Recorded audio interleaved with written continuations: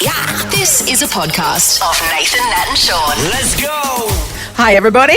Good morning, people. On the show today, we had Matt Preston, who's joined the judging panel on MKR. Yep, you're going to hear from a guy called Henry who lives in the UK. Henry has the ability to taste, smell and feel what people's names are. It is brilliant. Yeah, it is He's really an interesting interesting. guy, yeah. Absolutely. We also have a chat about life lessons or, safety tales, things that you can pass on to others. What's up with the Essendon Football Club? Well, our favourite Bomber supporter, Steve Butler, runs us through it. And what have Norway done? Oh, Norway, no way. The only thing worse than Norway is Scott Morrison. This is Nathan, Nat and Sean. Well, the world's really angry with Russia at the moment, right? Yeah. Well, yes, they've Except done China. some terrible things in They've Ukraine. got their own plans. China. Yeah, China's going, They're like, we'll wait and that's see how okay. this pans out. This is very interesting to us. We'll wait and see. Well, now the world's upset at Norway. We've got a new enemy. This is unbelievable, right? So there is a famous 600-kilogram female walrus called Freya. Right? 600 kgs. That's enormous, Nath. Now, Freya, here, I'll show you Freya. Yeah, it's now, Freya is super famous because Freya tours Europe. Oh, wow. Freya's she's large. living, well, Yeah. So, I was going to say living her best life, so Freya's been but not so much. Freya's been all around the world, and wherever Freya rocks up to, people just love her. And Well, we've seen what it's like when a seal rocks up on the beach here. Crowds flock. We just love the idea of somebody coming to visit. That was the elephant seal that didn't leave for a couple of days. Everybody loved it. now you see, the Norwegian authorities, they saw that everybody was flocking to see Freya. Yeah. And they were telling people, oh, can you please Back off. Don't go near Freya, because some people wanted to go swimming with Freya. She's a wild walrus, right? Yes. She's got Yeah. the big tusks now, so Oh, she she's can do got some damage. huge fangs, yeah. And then they said we don't want you to harm Freya, and also we don't want Freya to harm you in any way. So people obviously, being very loose about this information and these warnings. So they decided, for the safety of Freya, For Freya's safety. they killed her. So she was euthanized so that she would be safe from the people. The crowds of people coming down to take Officials photos. were Norway? less concerned about her well-being and the safety of onlookers, so they killed her. Like, didn't think to, fine the people that were going too close to her, maybe That's some sort of outrageous. punishment. The Norway Fisheries Department, Yep. they have come out with a statement and said we carefully examined all the possible solutions. We concluded that we could not guarantee the well-being of the animal by any means available. So she's been doing this for years. It's not like she's a recent arrival. Yep. She knows the drill. Yep. Denmark, Sweden, the Netherlands, England, Scotland. She's been there. People loved her. They were like all about. Norway's they are like furious. Norway goes, I don't know how we can keep her safe. Push. That's better. I thought Norway was progressive. Do they not know what safety a bit means? of whaling history. Yeah. Keeping someone safe doesn't mean killing it. because that's the opposite. That's the most No unsafe. longer safe, you might The say. most unsafe to be would be Yes. to be killed. Well, I've seen Vikings, and they do this stuff quite a bit. If you ever watch that, Yeah, we've come a long that way though, series. haven't we? Really, as a apparently society. not. Apparently not. Anyway, so Norway? Norway. If you go to Norway and someone goes, "I want to look after you," run for your Yes, life. that's right. They say we're going to keep you safe. You're in massive, Run for massive your trouble. life. Ready to make up for missed holidays with whatif.com? Well, you got to love an Aussie winter getaway, but bring on spring. Jump on the What If app to book hotels, holiday rentals, flights and more. What if it's Aussie for travel?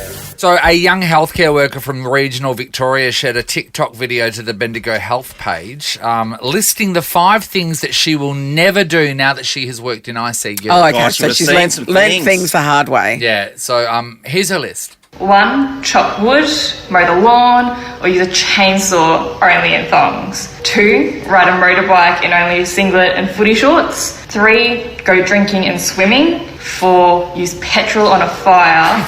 And 5. Put any objects in any orifices that they don't belong in. Well, you hear a lot of those stories from healthcare workers. I wonder if they're true. The person that No, they are. goes into ICU with something stuck up their bum, It's like, how long does it take for you to go, okay, today's the day I'm going in? You know what I mean? Nathan. How long does it take for you to go, okay, all right, oh my God, what am I going to do? What am I You've gonna do? exhausted all the names. Oh, yes, yes. So and No, you've written down 1,000 different excuses of why it's up there. Okay, so it's up there. No, that doesn't sound right. And then, I heard a story the other day, Nathan, about this is somebody I know whose husband is a doctor. Yes. And she just casually dropped into conversation eggplant. A whole eggplant. A whole eggplant. I eggplant. know what it simulates in an emoji, but don't whole use it eggplant. as that thing. What? I know. It's quite the story to hear at the dog park, let me tell you. God, tell me more now. Well, that is interesting. Yeah. Don't is my best advice. Yeah. Tough to drive to the hospital with that up your butt. Probably get a friend to drive you. You wouldn't include you're anyone. You wouldn't include anyone. You wouldn't. Who's the person you're telling? Don't just tell him Do to you wear drop a you at hat? the hospital. What kind of Who's- disguise And a do you fake walk in? moustache. I know, but like, You got to think about it. it's Could a happen bit. to us No all wonder. once. And they're saying usually when something's stuck in someone. Yeah. In a place that it shouldn't be stuck in. They're saying it's usually, I think it's about some people wait 2 to 3 days. And that's obviously Too long, as it turns out. the working out of. You got to workshop. Getting the It's story believable. That makes it straight. look so innocent. Some people jumped on there. Another person that works in the emergency department for many years said that they'd never put their hand into a sink full of glassware and cups and stuff unless if it's full of bubbles.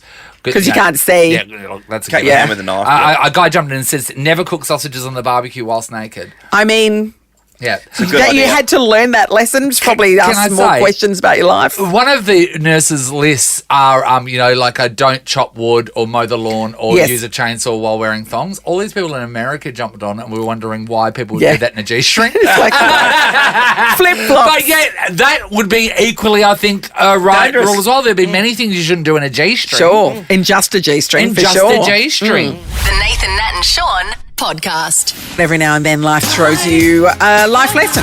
And you learn things the hard way, like don't mow the lawn in thongs or don't throw petrol on a fire. Yeah, don't throw petrol on a fire is a really good one. It is. And also maybe don't throw certain things in a fire. We were on a design camp.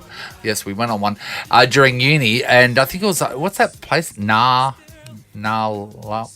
Nanga Bush Camp, Bush Camp. Garnet Dwelling Up. Nanga Bush Camp. We're out we there, went and there. our photography lecturer, Yep. he decided it was a very great idea to throw bullets in a fire. And then, So your photography lecturer had a handful of bullets yes, on him? Yeah. He Probably took a gun out there. Oh, well. Probably I know. don't do that either. He was a bit of a bikie. So anyway, and then he just decided he threw bullets in, and then everyone stopped for about 10 seconds and went, "What did he just do?" Then we all ran for our lives behind trees, and there was Was he taking photos at the time? What's that? Was he taking photos of Oh, yeah. He No, thought that it would've was made sense. of just the bodies in the bush. So that's a great Yes. Life lesson. example. My brother learned a life lesson as a child. Don't ride your bike and carry a hacksaw at the same Well, time. you shouldn't. Chop the little top of his little finger off. Yeah. All right. Well, now- Kendall's in Bicton. Kendall, have you got a life lesson for us? Look, I have. When I was about 16, my mum decided it was about time I got a little bit more domesticated and I could do my own ironing. Uh-huh. So I was went to iron my school skirt and I plugged it in, waited a few minutes because that's what you do, and for some reason I smelt it to make sure it was hot. And I had burn marks on the tip of my nose, above my lip, down my chin, complete with the steam holes on either side. Don't So wait, sniff the so iron. why she's- did you smell the iron? To see if it was hot. I was domesticated, so it's still a joke now, like 30 years later with my business friends. So I went to high school with my line down my face and it scabbed up for about 2 weeks. Oh, You no. ironed your face. Yeah. We So had she a- was smelling the iron to see if it was hot, Nathan. Kendall, Yeah. our old big boss. He ironed he was ironing his pants while he was naked, and he ironed his doodle. Yeah, yeah. What's worse? So your imagine face that or was your pretty doodle? hot. Yeah. Well, But at that least was you an cover your accident. doodle up. and it had just Yeah, that's right. it just had like a very crisp pleat down the middle of it. I can iron. Knowing him, that was probably true. Yes, yeah.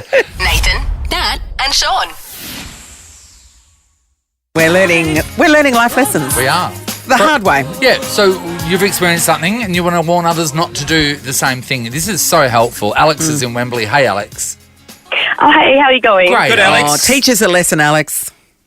Okay, so don't change your baby's nappy in a dressing room in a department store. Well, that's what they're for, isn't it? Don't they have those Changing room, dressing- yeah. What A happened? changing room or Yeah. a dressing room? Dressing room. So I was Okay. trying on some clothes. Yes. You know, I thought I might get some new clothes. No. My first mistake. Yeah. And I realised that my baby, who's about 9 months old at the time, he had done one of those explosive poos up his back. No, not over the clothes. So, you know, you've got the dilemma. You can't let. You've got to change it then and there because it's going to go everywhere. It's going to go in the pram and everything. The whole thing. So I changed his nappy, but he's at the crawling stage. He's wriggling around. So he gets poo on me, on my own top, thankfully, not the stall top. Yeah. So I took it off. You know, I'm shirtless. Yeah. I'm wrestling this baby. My 4-year-old decides to, at that moment, to reenact his favourite show at the time and to pull open the changing room curtain, saying to everyone, "Ladies and gentlemen, introducing Mummy." And topless mummy. Yes, and I panicked because I was so embarrassed, obviously, so mortified, and I quickly jumped up to try to close the curtain, and I dislocated my knee. Alex. That had it all, Alex. You've got the wrong lesson here. The lesson is don't go shopping with children. They're monsters. That is just really great. And then when someone came to help me, they go, "Oh, this woman smells like crap." It would just get even worse. That's Thanks, a good Alex. one, Alex. And a good reason to buy a new top. I'll It's tell a you good right one now. because people wouldn't see it coming. No, that's So true. It's good to be able to warn people. Taryn's in Byfed. Hello.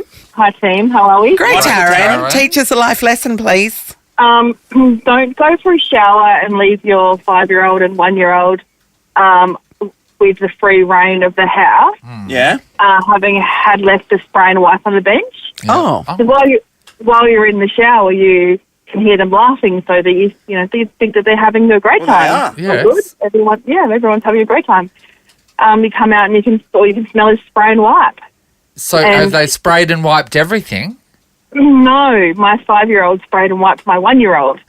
Oh! Never been cleaner, though, Why to not? be fair. Well, it's resulting in a really quick trip to the children's hospital because my 1-year-old has chemical burns to his eyes. Oh! No, Taryn. you're supposed to use Windex on the eyes. It's the glass and surface remover. You're listening to Nathan, Nat and Sean. MKR, it continues Sunday to Wednesday on Channel 7 and 7 Plus, and newly added to the rotation, our old friend Matt Preston. Good morning, Presto. Nat, how are you? You're still with Nathan and Sean. I'm sorry that life hasn't been kinder to you, but that's okay. Oh, hello. Very I was in Broome for the No, you weekend. are. It was pretty kind to me. Very interesting. It's great to see that you're thriving away from them. That's the main thing. But that's It's Nigella. I didn't think Nigella Lawson could get any more beautiful, and then she's going to turn into Matt Preston. But I'm going to take that back. How does it feel? Because these guys, I mean, back in the day, would be your enemy, and now look at you. Well, you've jumped ship. We say that, you know. I think we said in the first episode, 11 years rivals, but 12 years as friends. So, you know, this is the thing. We were mates prior to all this TV madness coming along. We're still mates now. Part of the reason we're doing the show is I worked with Manu on Plate. That was a lot of fun working with him. So it's great to be back with him. And the whole thing. You want to work on the best show. MKR was an absolute powerhouse, and when they said you want to work with Manu and the show's getting back to its food roots and minimising the drama at the table, it was like absolutely that sounds like a huge experience and definitely one I want to add to my CV. So happy to be there, happy to be sitting in people's homes eating their food. What a great job! Oh, that's a great corker, mate. Eat food, heaven. Well, last night the team were down at Margaret River. You weren't on the judging panel for that home visit. No. But so do you class yourself being the eye candy now that Nigella's not a part of it? Sorry, I'm not the one with a hot French accent. I'm not the Dancing with the Stars winner with the two-way hits. I'm just hold your own. Just the Labrador puppy that comes in and goes, "Hi everybody, what are we going to do now? Let's cook. Come on, let's see." I'm more than happy to let Manu be Monsieur France. Hello, how are you doing? I'm so sorry. Do not undersell yourself. We have been to restaurants with you. We've seen we what have happens. seen the power of the Preston. People crapped their pants, which isn't good in a kitchen. And you just the sense, eyes bug out of their heads. It was the scent. You could feel the room, just their bums tense. Yes. As soon as you walk in there. So do you not discount yourself, young man? Yeah. Just before we say that, what do you think? Do you think it's their favourite breakfast show in Perth walking in that actually makes them feel like that? Because we know your following in Perth is you're superstars. You are superstars. Can I tell you something, Matt? No, we walk into restaurants in Perth all the time and we don't get that. And take it out of a restaurant, right? Years ago, we were filming something in the city and there was, I think it was Prada had a store in the city. I'm not sure if they still do because I don't buy it. But while we were waiting to film something, I thought I'd go in there and just have a look and see what was in Prada. I think it was Prada. Anyway, and I was followed the entire time by the staff there. They weren't asking me what I wanted. They were making sure I didn't vlog anything. So that's how we're respected here in the community. Haven't they seen Pretty Woman? Don't they know how much big mistake, huge. I want to talk about, you're talking about less drama this season, but last night we saw a little bit of drama, and that was Stephen and Freya. They were on the bottom of the pile, and then they were waiting to see how Ashley and Matt will go cooking. And this is the one thing that always gets me about my kitchen rules is the couple that are in danger of leaving, on the last cook, they always just slam the food, though the pickiest eaters of all time. I don't like that. That's terrible. And last night they gave them a 3. Yeah. So when that's happening around the table, I don't know if it happens quite regularly while you're next to Manu, but when that happens, you can see what's happening, can't you, Matt? And do you feel like saying something? Right. Do you feel like addressing it? I think you call it out. Look, we were lucky, and we didn't.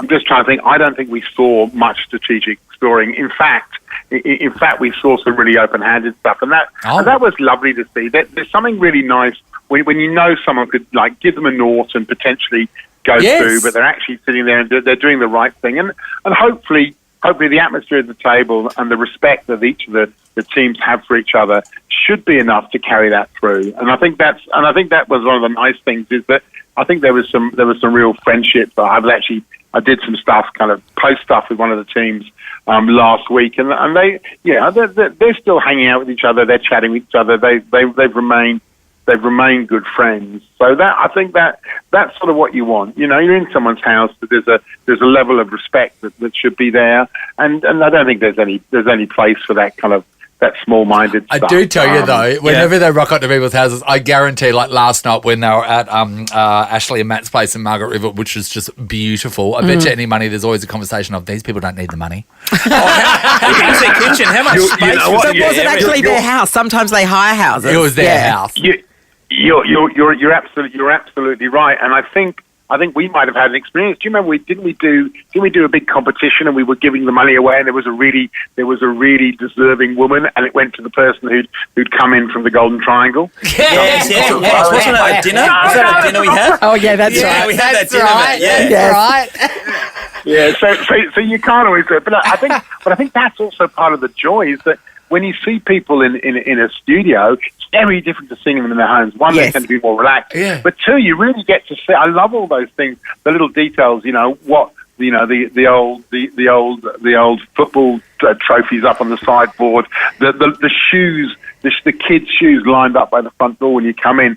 That stuff's really makes it a privilege to actually be in their homes, eating their food. It may make so much more sense. And you get so the instant restaurant is one thing where they're styling it to kind of express who they think they are, but also they're cooking who they actually are. Yeah, absolutely. Hey, Matt, since we haven't spoke to you for a little while, are you still writing for magazines, papers? Obviously, your footy club's going well, but what are you doing? Yeah, still. Well, look, I'm still doing all the food writing for Delicious, which is great, for the newspapers. And I've followed in your footsteps, Sean. Yeah. And I've taken my first faltering steps onto radio. I do Saturday mornings on the ABC, 2.5 hours of magazine, and then an hour of sport with Catherine Murphy. Who's that's awesome. On ABC Breakfast. And it's hard. You need to be across everything. I don't know how you do it, Sean. Well, I do it well, as you know. Yeah. Hey, can I get you on around? Well, Sean Sport will be coming up in the next couple of weeks with the footy final series, so I have to get you on to talk about Collingwood. I'm more than happy to talk about all the Victorian teams. I mean, it'll be interesting to see whether the Bulldogs can get in. I predicted that Collingwood would be fifth at the end of this weekend. That's where they are. So, I'm just hoping for a top four for them, and let's see Fremantle. Let's see the real Fremantle give Monday a proper send-off. Not the fake Fremantle that turns off their... You never know which one's going to turn up. That's the problem. While we've got you right, so we're doing...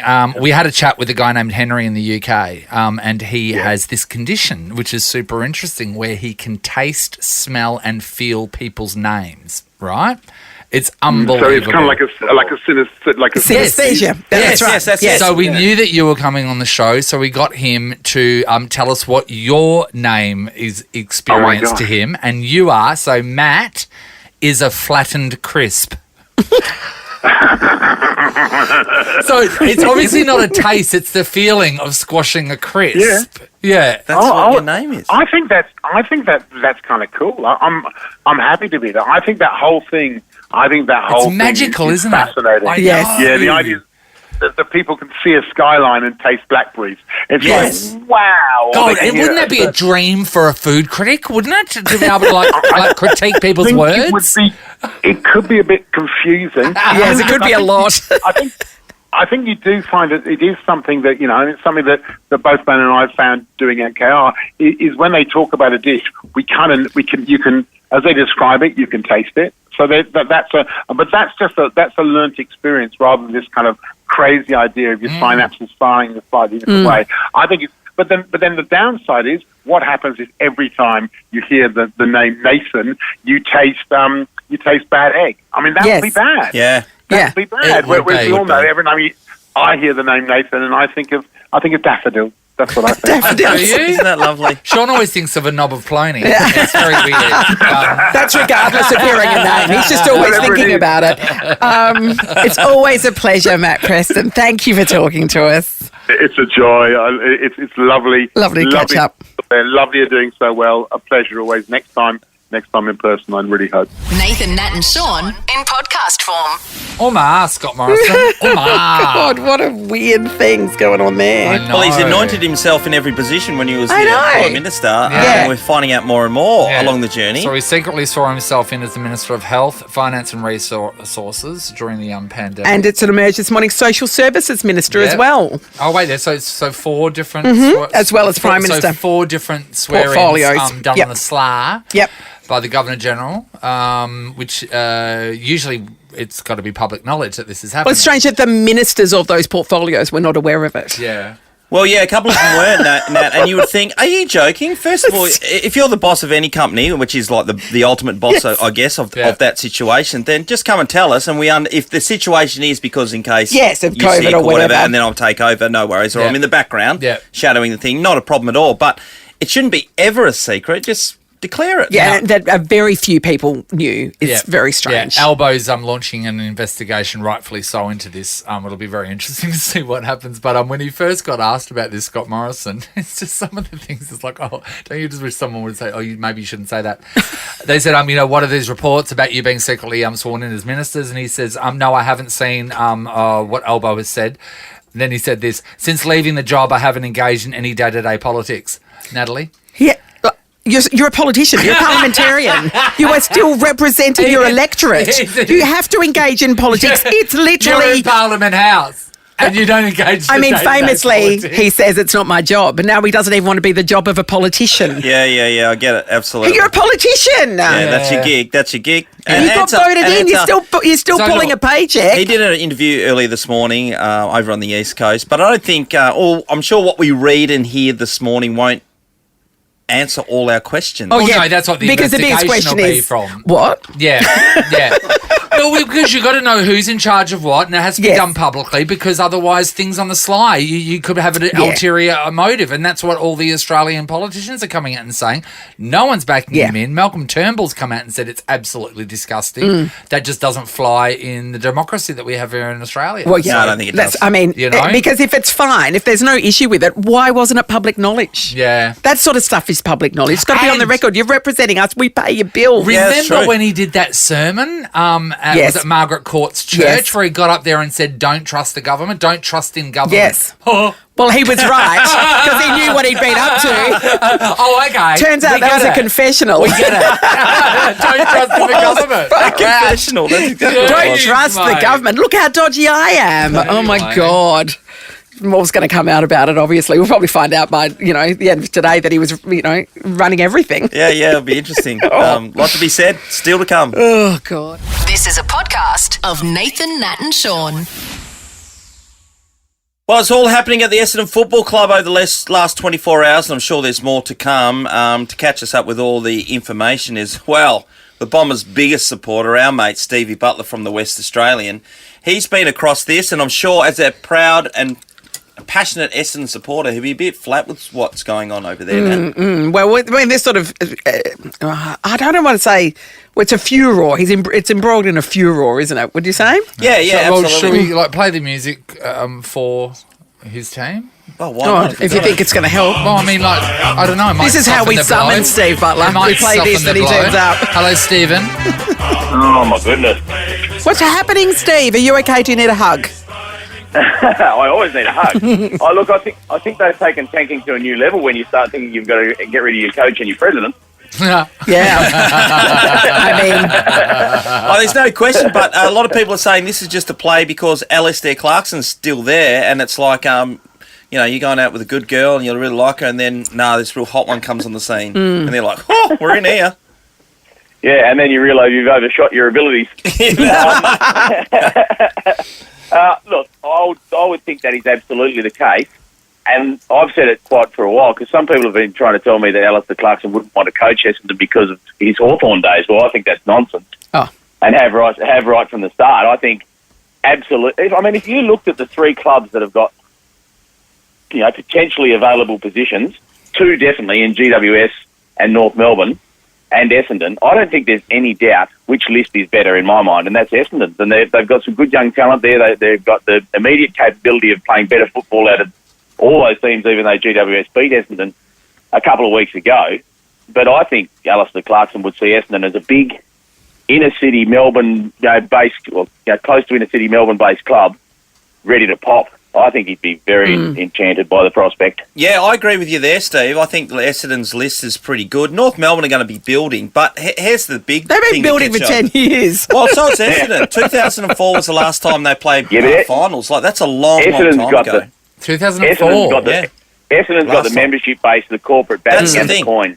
Yeah, why would you go to North Melbourne? Like, poor North Melbourne, everyone's saying how good it'd be for Alistair Clarkson to coach North Melbourne, and they arise from the like ashes. A phoenix, But the reality is, you get an opportunity to be at a club that's got all the resources in the world. You go, ta-da! Yeah, do people actively want to jump on the loser bandwagon, in hopes that they're the people to revive it? Is that a delicious prospect? You want to go for the losers that have got money rather than the losers that haven't got money. Yeah, that's exactly it, and that may have been really before all this blew up at Essendon. I was thinking that maybe Alistair Clarkson would probably go to GWS, because you would think that the AFL really want to keep building that, so they could pay him an ambassadorial part of the contract, which would lure him up there, and he knows that the AFL are going to pour money into GWS to try to make them good. So I thought that might be the case. But, Ben Rutten's, he's got to Essendon training this morning, and the reporters have all mobbed him, obviously, and he's just said, look, I'm just going to be the best coach I can be for the next 5 days. I'm not sure he'll get that opportunity.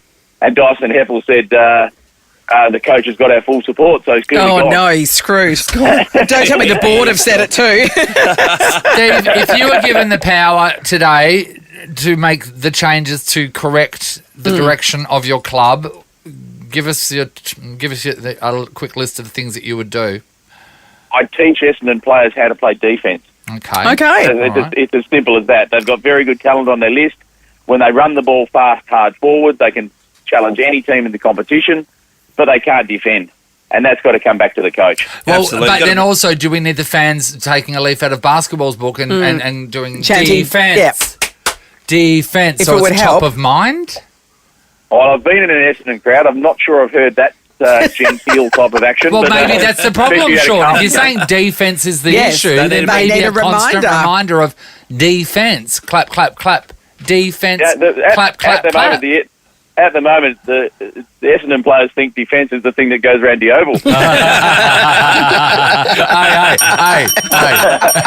Well, there's certainly a lot to play out there, Steve, and Alistair Clarkson in the shadows just waiting to see. I'm sure they're meeting with him as we speak to see if he'll take on a contract. You'd and hope then so. they can make a Otherwise, it's decision going to with be Ben Rutten. awkward if he's going, oh, no one's talked to me. But what happens if Well, Ben Rutten... So Alistair Clarkson says in the next 24 I'm going to hours... Sydney. I'm going to go take up one of the other roles. Where does it leave Ben Rutten Rutten. as the coach of the Essendon Football Club?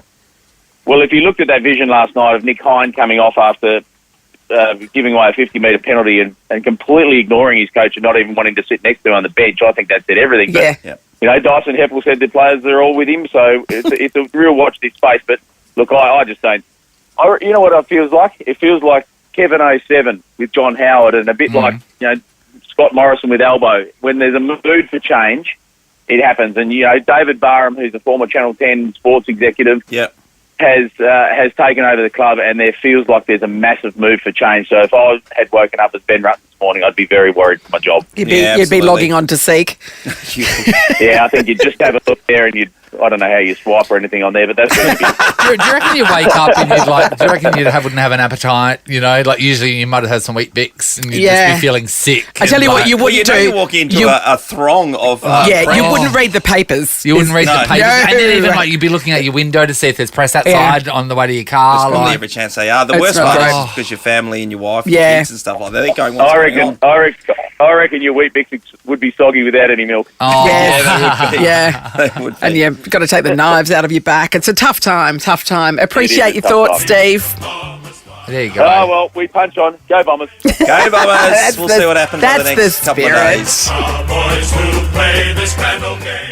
Nathan, Nat and Sean podcast. All right, guys, we love meeting humans that we think have a superpower. Oh, yeah, absolutely. And that's exactly what Henry does. Henry, hello. Hello. Oh, okay. Henry. Now, we've read articles about you over the last week or so, and they are unbelievable. Will you tell everybody the condition that you have and what it means? So I've got something called lexical gustatory synesthesia, or as most people would have probably heard it, just synesthesia. And with my one specifically, I can basically taste, feel, and smell words, especially names, names being the strongest ones. And so I get certain sensations. I mean, you guys, you know, Sean is like, Sean smells like shaving foam. Isn't that really Henry? There's irony there. Yeah, I barely shave. Sean hardly ever shaves. He's barely gotten through puberty. Okay, so while we're on a roll, can you give us a rundown of Natalie? Natalie's, it's not nice. It's like wooden splinters in my mouth. So that's Natalie. Is it different if it's just Nat? Yeah, completely different. That's like the sensation of being bitten on the arm by an insect. Well, to be honest, they both track. That's very All right, so what's Nathan then?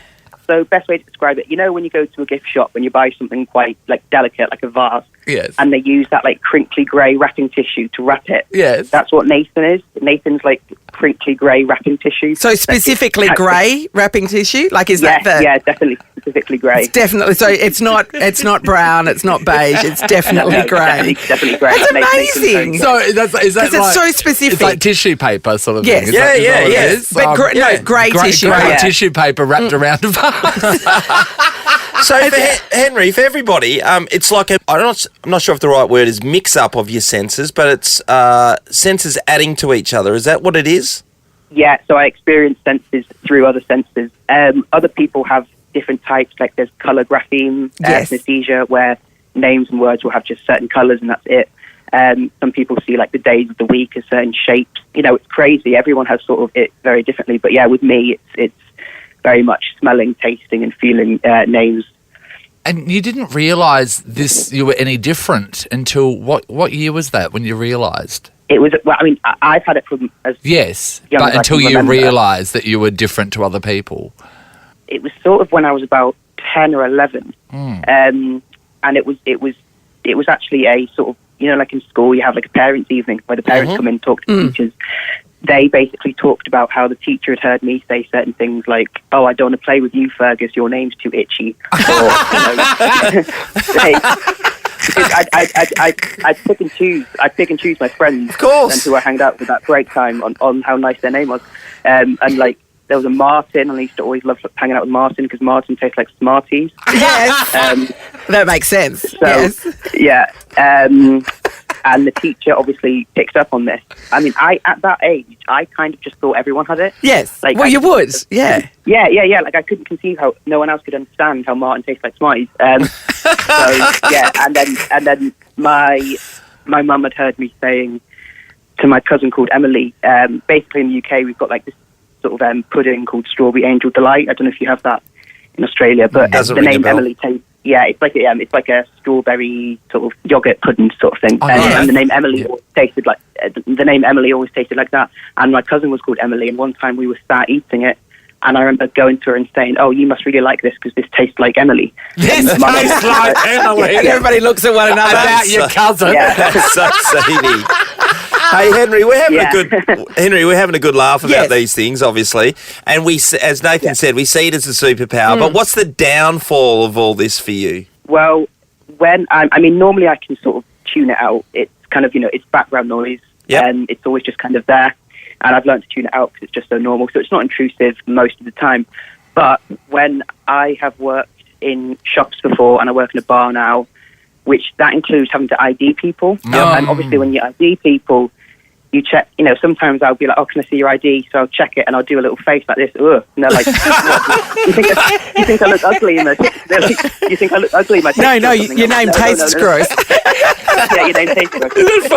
Your name tastes which might be just as offensive, but yes.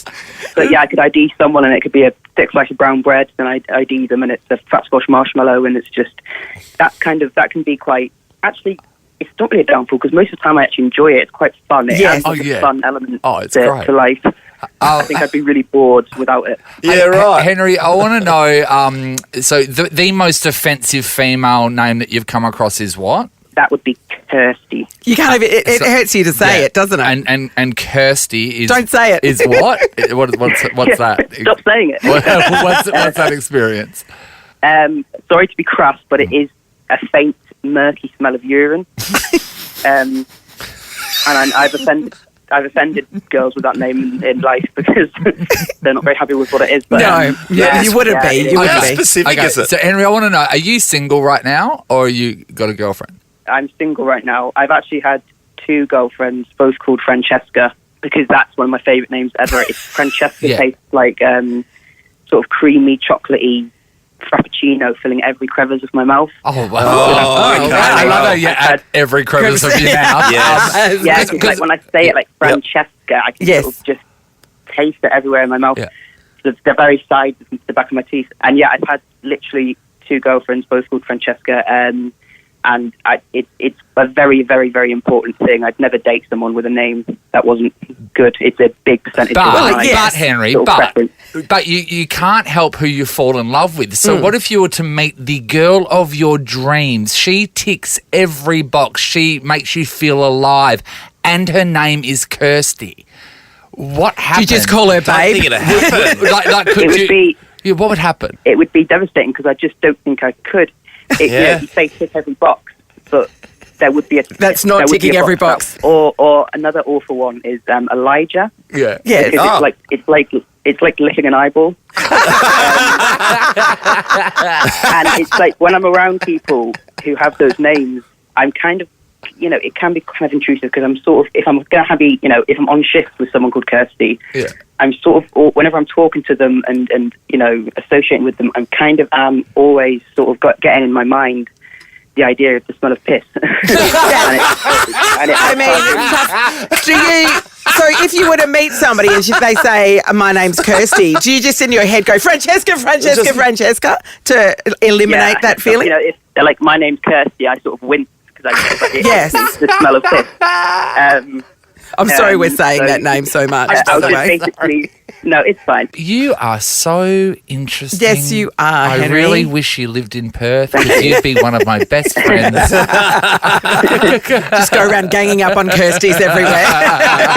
Imagine the Kirsty's outside of his house. You bastard! But there'd be a line of Francescas as well. Yes, it would. I have had a lot of Kirsty's in my comments. I bet you have. I think a hate group's starting. Yes. Kirsty's united against me. Well, everybody follow Henry on TikTok at HenPuff. It's absolutely Henry Puffs. Yeah, Henry Puffs. His name is. He's comedy gold, and thank you so much for speaking to us this morning, mate. Good on you, Hen. Thank you for having me. Thank you. Good on you, Henry. Thanks, buddy. Nathan, Nat and Sean is a Nova podcast. For more great comedy shows like this, head to novapodcasts.com.au.